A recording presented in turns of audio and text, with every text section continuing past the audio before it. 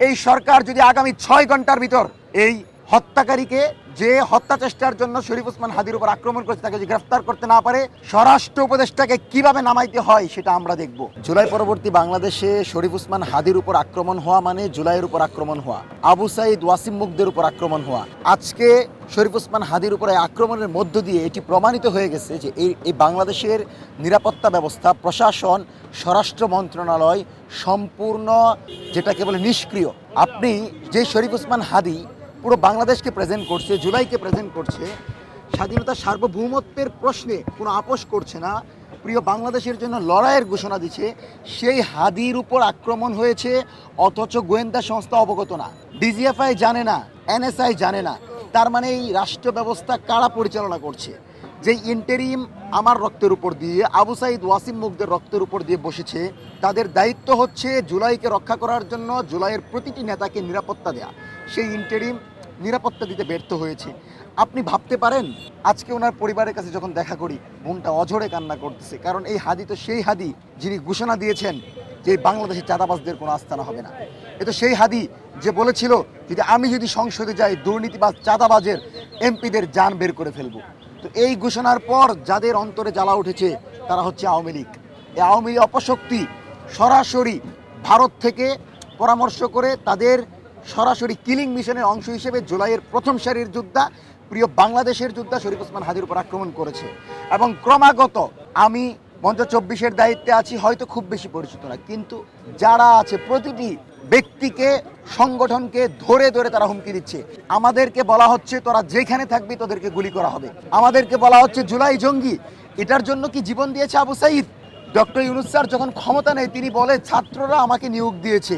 সেই ছাত্রদের নিয়োগ পেয়ে আজকে আপনি বিবৃতির সরকার দেখাচ্ছেন। এই বিবৃতির সরকারকে আমরা ঘৃণা করে প্রত্যাখ্যান করছি।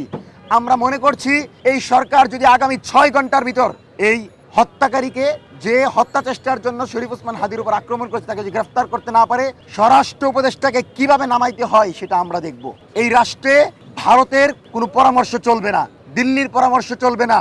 আমার কামার কুমার জেলে চাষা জুলাইয়ের অংশীজন প্রত্যেকের পরামর্শের ভিত্তিতে স্বাধীন সার্বভৌম বাংলাদেশ বিনির্মাণের স্বপ্ন যে শরীফ ওসমান হাদি দেখেছিল, সেই স্বপ্ন বাস্তবায়নে আমরা আজকে থেকে ঐক্যবদ্ধ হয়ে যাচ্ছি। এবং আজকে থেকে আপনারা জানেন শাহবাগ আজ সারাদিন লাগাতার কর্মসূচি ঘোষণা করা হয়েছে এবং বাংলাদেশকে রক্ষায় দিল্লির মসনদে আঘাত করে বাংলাদেশের পুত্র সন্তান, স্বাধীন বাংলাদেশের সার্বভৌমত্বের নেতা তারেক রহমান কিন্তু ইতিমধ্যেই দেশে আসার ঘোষণা দিয়েছেন। সুতরাং আমরা সবাই ঐক্যবদ্ধ। আমাদের এই ঐক্যবদ্ধ লড়াই প্রমাণ করে দিল্লির কোনো আধিপত্য, দিল্লির কোনো আগ্রাসন বাংলাদেশে প্রশ্রয় দেওয়া হবে না।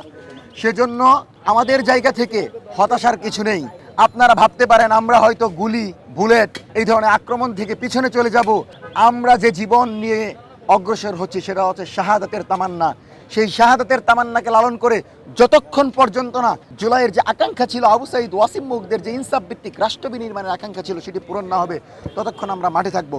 ইন্টারিম সরকারকে একটা বিষয় স্পষ্ট করতে হবে যে আপনারা কি জনগণের কাতারে দাঁড়িয়ে কথা বলবেন, না কোনো প্রেসক্রিপশন, কোনো আধিপত্য, কোনো বহিরাগত শক্তির পরামর্শে কথা বলবেন?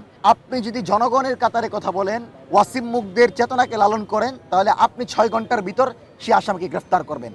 একটা রাষ্ট্রের এতগুলো নিরাপত্তা ব্যবস্থা, DGFI, NSI, police, RAB, BGB, তারপরেও কি করে প্রায় 24 ঘন্টার বেশি সময় একটি হত্যাকাণ্ড ঘটানোর চেষ্টাকারী বাহিরে থাকে? নিরাপত্তা বাহিনী কি করে? সেই জায়গা থেকে আমরা খুবই উদ্বিগ্ন, আমরা প্রতিটা নাগরিক উদ্বিগ্ন। আমার নিরাপত্তা নিয়ে শঙ্কা, আমার ভাইয়ের নিরাপত্তা নিয়ে শঙ্কা, পরিবারের নিরাপত্তা নিয়ে শঙ্কা। কারণ আমাদেরকে বলা হচ্ছে তোরা জুলাই জঙ্গি, তোরা জুলাই মাঠে নেমেছিলিস।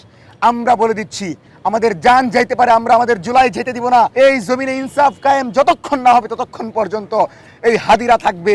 এই ওয়াসিম মুগদের চেতনাকে লালন করে জুলাই ভিত্তিক রাষ্ট্র বিনির্মাণের স্বপ্ন বাস্তবায়নের লক্ষ্যে আমরা মাঠে আছি, থাকবো।